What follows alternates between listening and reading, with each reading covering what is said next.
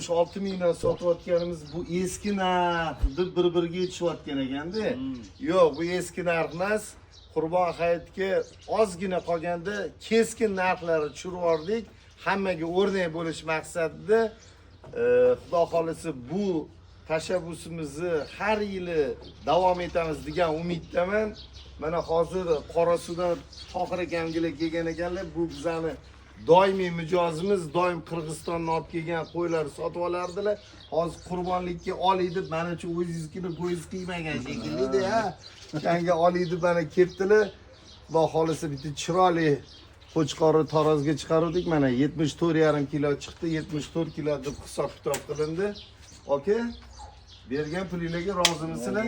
Baraka topinglarmi? Barakalasin. Alloh niyatingizga yetkazsin, dargohida qabul qilsin. Mana yana bitta qo'chqorimiz Qorasuvga qarab ketdi. 100 dan oshiq qo'chqorlarimiz bor. Shoshilib qolinglar.